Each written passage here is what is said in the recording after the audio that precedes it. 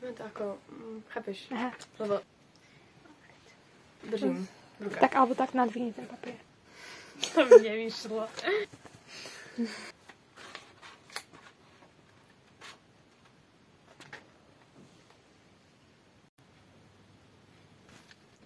Pojmom makroregión myslíme rozsiahle územie, vyznačujúce sa rovnakým charakterom prírodných a humanogeografických prvkov. Ruský makroregión zaberá až 16% celkovej rozlohy pevniny sveta. Jeho súčasťou je oblasť bývalého ZSSR s výnimkou Pobaltia.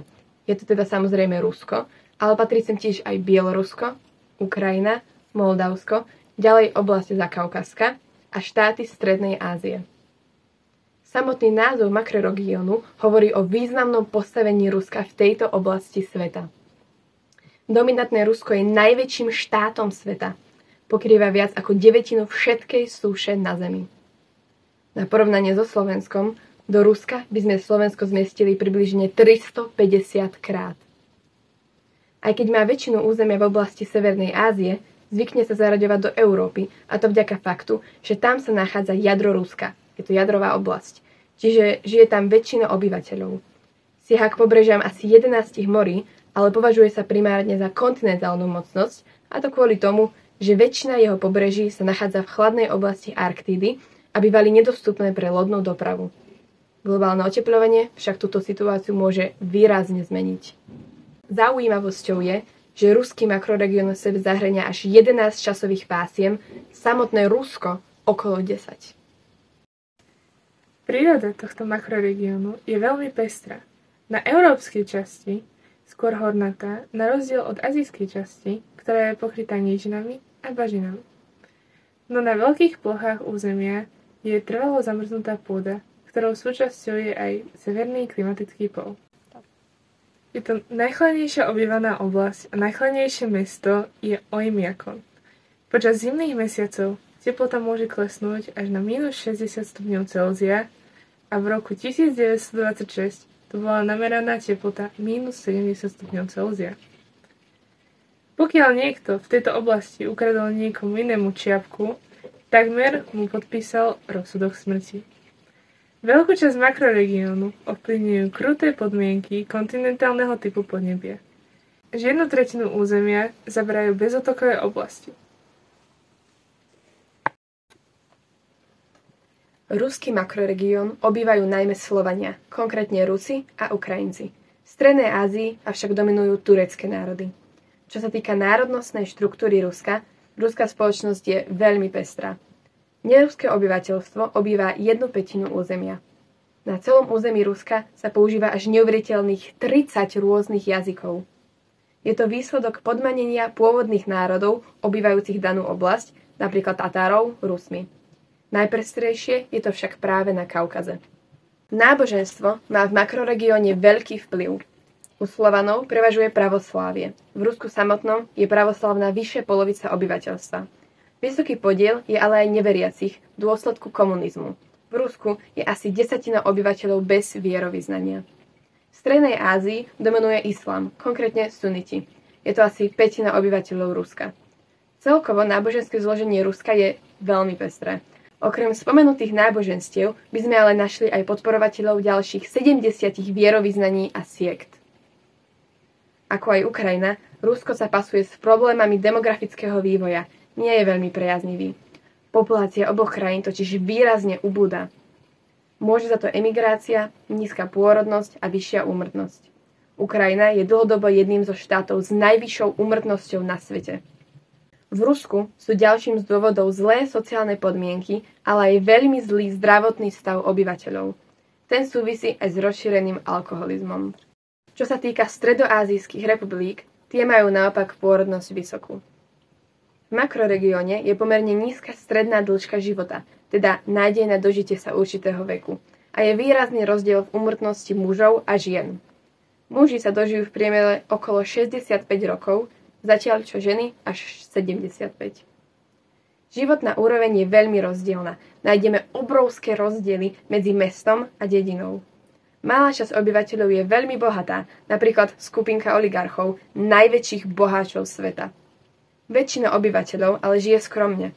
Určitá životná úroveň je tiež často charakteristická pre určitú oblasť. Napríklad Moskva, jadrová oblasť, je jedno z miest s najdrahším živobytím vo svete, naopak na Kaukaze, periféria, je životná úroveň asi ako v rozvojových krajinách Afriky. Rusko je známe nerovnomerným osídlením. Až 4/4 obyvateľov žijú v mestách. Hlavné mesto, Moskva, má vyše 10 miliónov obyvateľov. Po Moskve nasleduje Petrohrad, bývalé cárske hlavné mesto, až 4,5 miliónmi obyvateľov. V Rusku sa nachádza ďalších 11 miest s počtom obyvateľov vyšším ako 1 milión. Celkovo má ale osídlenie dosť riedke na to, že je rozlohou najväčší štát, čo sa týka počtom obyvateľov, je až na 9. mieste so svojimi 140 miliónmi obyvateľov. Urbanizácia v ruskom makroregióne je približne 70%, Ukrajina až 80%, ale v Strednej Ázii je vcelku nízka. V Uzbekistane len 35%. Kyjevská Rus a okolie Moskvy sú pravlasťou východných Slovanov. Prvú písomnú zmienku máme asi z 10. storočia. Cárske Rusko, ktoré vzniklo niekedy okolo 16. a 17. storočia, uplatňovalo koloniálnu politiku, presne ako aj Európa. Svoje územie rozširovalo smerom na východ a do Strednej Ázie. To spôsobovalo silné šírenie jazyka, náboženstva, písma, kultúry aj politického vplyvu v dobytých oblastiach. Sovietsky zväz ZSSR vznikol po prvej svetovej vojne premenou cárskeho Ruska na komunistický štát. Stalo sa to po Veľkej októbrovej revolúcii na čele s Leninom a bolševikmi a občianskej vojne. Veľká októbrová revolúcia bol ozbrojený prevrat v Rusku 7. novembra 1917.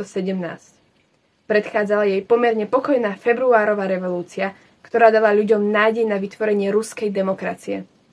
Októbrovou revolúciou táto nádej nadobro zanikla. Lenin a jeho bolševici sľubovali nespokojným ľuďom mier. Vojnou zdeptaná spoločnosť ich vášnivo podporovala. Lenin počas revolúcie trval na použití násilia a odmietal rokovania. Po ich výhre uväznil a zavraždil stovky tisíc obhajcov demokracie, ústavy a slobody politického prejavu. Socialistov považoval za málo revolučných, príliš demokratických a kompromisne orientovaných, preto sa vyhlásili za komunistov. Spoločnosť za ich vlády viedla elita, nie robotníci. Prebiehali pravidelné popravy odporcov. Lenin masíroval mozgy svojich podporovateľov strašením, hrozbou vonkajších nepriateľov. Lenin bol jednoducho radikál, ktorý pre svoj cieľ neváhal masovo zabíjať. Koncom druhej svetovej vojny sa zvýšil vplyv politiky ZSSR zásluhou oslobodzovania časti Európy sovietskou armádou. Takto vznikla superveľmoc, určujúca bipolárne rozdelenie Európy a sveta. Stalin, Leninov nástupca, plne nasadil svoju politiku po vojne. Odštartovala konflikt studenej vojny. Vyznačovala sa krutovládou, pričom nepriateľov vlády odvážala do pracovných táborov, ktoré nazývame gulagy. Gulag je vlastne akronym pre pojem, ktorý v preklade znamená hlavná správa nápravných pracovných táborov. V sibírskych gulagoch museli ľudia pracovať v ukrutných mrazoch bez nároku na teplé oblečenie, a to aj po dobu 16 hodín denne alebo viac.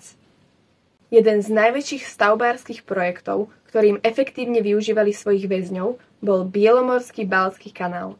Bol vybudovaný čisto primitívnymi nástrojmi ako krompáče a lopaty. Historici odhadujú počet obetí pri výstavbe tohto kanálu okolo 25 až 10 tisíc. Čo robí tento kanál ešte viac tragickejším je fakt, že bol z veľkej časti k ničomu. Bol totiž príliš plytký na to, aby sa ním mohli presúvať väčšie lode.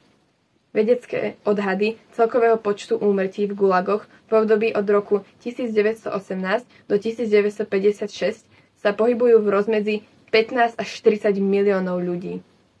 Existuje len veľmi málo príbehov ľudí z gulagov, pretože väčšina ľudí v týchto väzeniach umrela krátko po umiestnení, no aj kvôli tomu, že utiec z gulagu nebolo až tak extrémne náročné, ako prežiť po úteku z neho. Gulagy boli umiestnené mimo civilizácie, vzdialené od ľudských obydlí na obrovskú vzdialenosť. Prakticky neexistovala možnosť dostať sa späť do civilizácie v daných podmienkach. 70. až 80. roky boli obdobím krízy. Nielen nastala stagnácia hospodárstva, ale ľudia začali byť zároveň nespokojní s komunistickým režimom. Preto bola zahájená reforma hospodárstva, tzv. Perestrojka. Išlo o ekonomickú reformu, uskutočnenú v júni 1987, uvoľnenie vlády jednej strany. Odštartoval ju Gorbačov, vtedajší šéf komunistov. Je držiteľom Nobelovej ceny za mier aj preto, že sa zaslúžilo o skončenie studenej vojny. Jeho reforma tiež spôsobila pád komunistického systému celého východného bloku. V tomto období, v roku 1986, postihla makroregión aj tragická havária v jadrovej elektrárni Černobyl. V roku 1991 sa Sovietsky zväz nadobro rozpadol na 15 samostatných republik. Bolo to ťažké obdobie plné korupcie a organizovaného zločinu, ozbrojených konfliktov, hrozil úplný kolaps, rozpad samotného Ruska. Napriek tomu sa Rusku podarilo zostať jednou z najvýznamnejších mocností terajšieho sveta. Dnes sa územia, kde žijú neruské národy, väčšinou označujú ako republiky alebo autonómne oblasti. Ruská federácia sa skladá z 89 papierovo rovnocenných území. Poľnohospodárstvo makroregiónu je zamerané hlavne na obilniny, ktoré sa pestujú v Rusku, Bielorusku a tiež v Uzbekistane. Ďalšie, čo by ste našli v tomto makroregióne, je napríklad cukrová repa, ktorá sa pestuje v Rusku, Bielorusku, Ukrajine a Kazachstane. V tejto oblasti sa chovajú hlavne ovce a hovädzí dobytok. V Kazachstane viac ako 1/3 živobytia závisí priamo alebo aj nepriamo od rozsiahlych pastvien v krajine. Uzbekistan je jedným z najväčších producentov bavlny na svete, s čím súvisí problém Aralského jazera. Toto jazero bolo kedysi 4. najväčšie jazero na svete, ktoré momentálne prudko vysychá. Dnes je z jeho pôvodnej rozlohy len 17%. Je to jedna z najväčších ekologických katastrof, aké kedy na svete boli. Prečo vôbec začalo vysychať? V 60. rokoch minulého storočia chcelo ZSSR veľmi zbohatnúť na predaji bavlny. Namiesto toho, aby pestovali viac bavlny tam, kde sa dá, začali bavlnu vysádzať na miesta, kde dovtedy ešte nerastla. Potrebovali vybudovať zavlažovacie kanály a najbližšie boli prítoky Aralského jazera. Problém nastal, keď hladina jazera začala klesať a slanosť začala stúpať. Všetky sladkovodné ryby vyhynuli. Táto oblasť bola prevažne rybárska. A v meste Miunaku v Uzbekistane v tejto oblasti bolo zamestnaných okolo 30 000 ľudí a dnes ostalo iba úplne vyschnuté jazerné dno a opustené hrdzavé rybárske lode. Ruský makroregión je veľmi bohatý na nerastné suroviny. Ťaží sa tu napríklad železná ruda.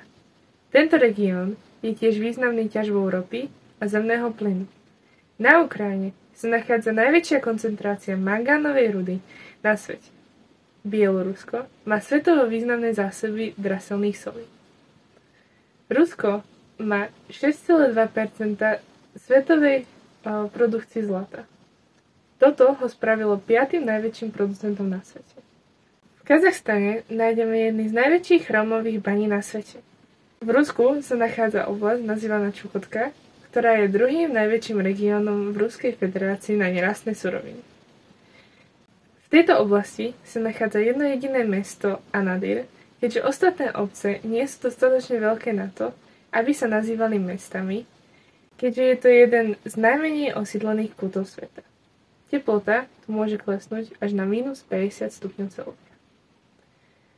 Cez ruský makroregión prechádzajú aj rôzne plynovody a ropovody. Prevažuje tu hlavne ťažký, strojárenský a chemický priemysel. Najhustejšia a najlepšie rozvinutá je v makroregióne najmä cestná doprava a železničná doprava, ktorá bola vybudovaná hlavne za účelom prepravy surovín zo Sibíru.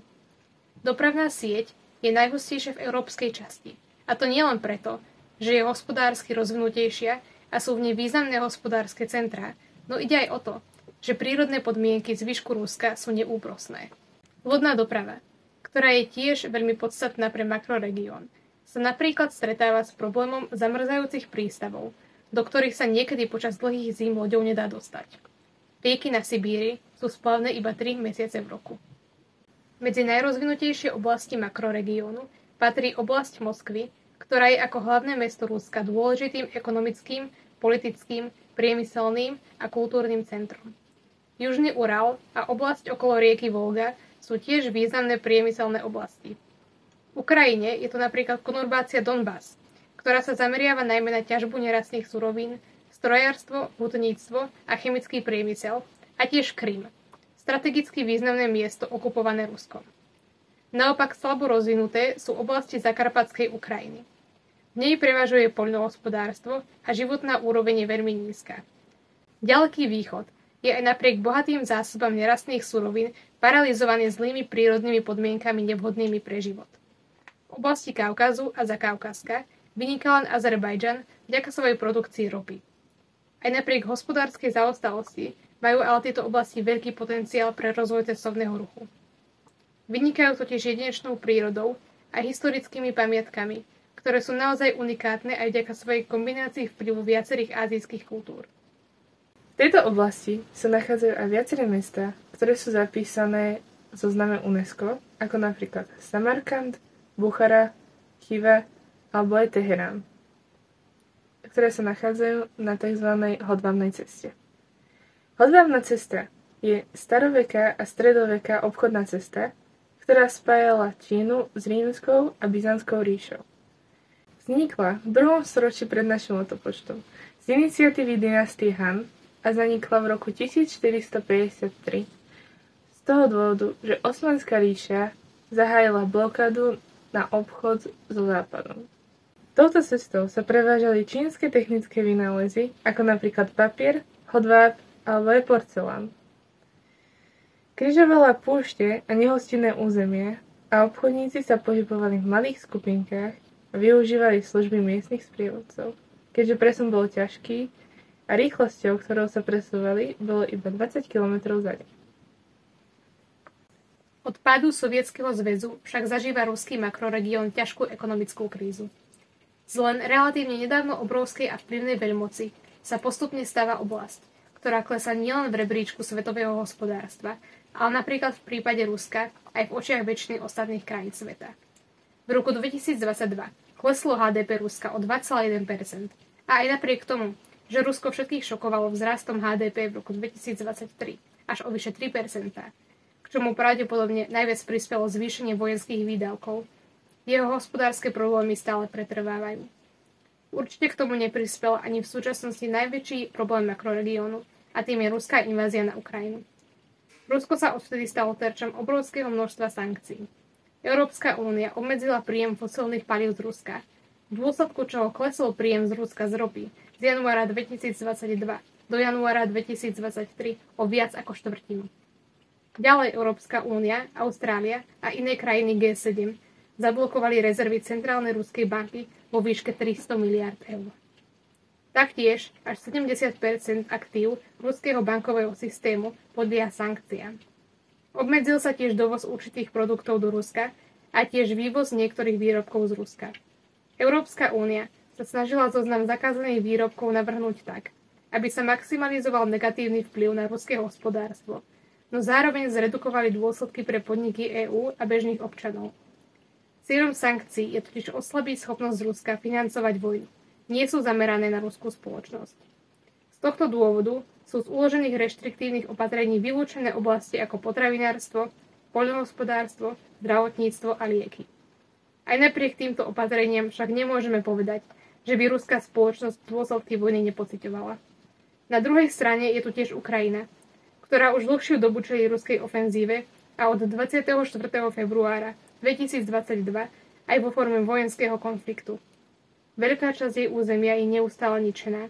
Od začiatku konfliktu krajinu opustilo už okolo 6,5 milióna ľudí. Jej zdroje sú vyčerpávané obranou a straty na ľudských životoch sú prítomné na oboch stranách. Konfliktom trpí nielen makroregión, ale aj zvyšok sveta, ktorý sa spoliehal na dodávky komodít z Ukrajiny a Ruska a tiež teraz čelí vysokej inflácii.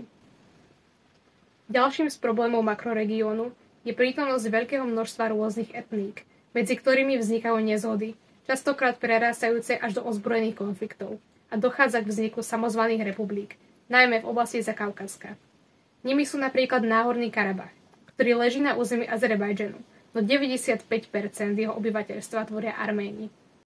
Ďalej Abcházsko a Južné Osecko, odčlenené od Gruzínska, a Čečensko, Severné Osecko a Dagestan, odčlenené od Ruska. Takéto samozvané republiky sú zdrojom veľkého napätia a nestability. A aj preto si táto oblasť vyslúžila pomenovanie Kaukazský vriaci kotol. Samozvanou republikou je aj Podnestiersko, nachádzajúce sa v Moldavsku, a Donetská a Luhanská republika na Ukrajine, ktoré spolu s polostrovom Krym vytvárajú napätie nielen medzi Ruskom a Ukrajinou navzájom, ale aj pre Európsku úniu a USA. Ruský makroregión čelí aj závažným ekologickým problémom. Nie je ním len už spomenuté vysychanie Aralského jazera, ale tiež napríklad znečistenie jazera Bajkal. Je to najstaršie a najhlbšie jazero na Zemi a je zapísané do svetového dedičstva UNESCO. Je druhým najväčším v Rusku a tvorí asi 1/5 svetových zásob povrchovej pitnej vody. Rusko má paradoxne vytvorený osobitný zákon na ochranu tohto jazera, no je do ňoho vypúšťané nepriateľné množstvo odpadových vôd z priemyslu a k stále rastúcemu znečisteniu jazera chemikáliami prispievajú aj turisti, ktorí za sebou zanechávajú odpad. Problémy v makroregióne spôsobujú aj obrovské záplavy pri sibírskych riekach, ktoré sú však spôsobené prenášaným ľadom a v ich dôsledku vznikajú rozsiahle bažnaté oblasti. Aj napriek mnohým problémom je však makroregión nepopierateľne krásny a má veľký potenciál. Kvôli súčasnej situácii je však jeho budúcnosť veľmi nejasná.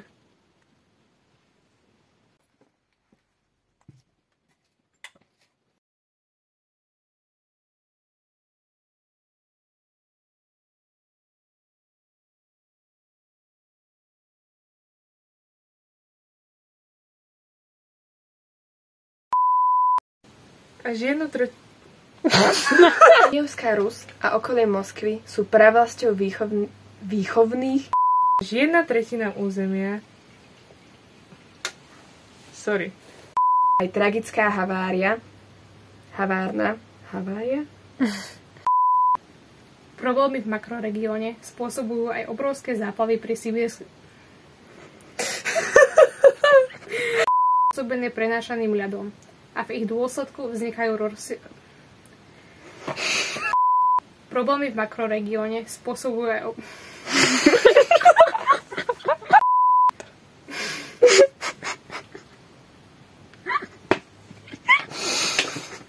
v ich dôsledku vznikajú rozsiahle bažnaté oblasti.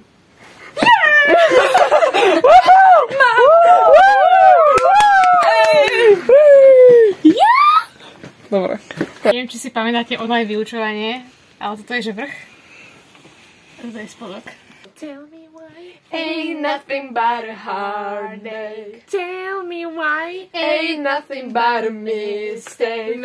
But thought. I never wanna hear you say, woo! I want it that way. Chills, literal chills.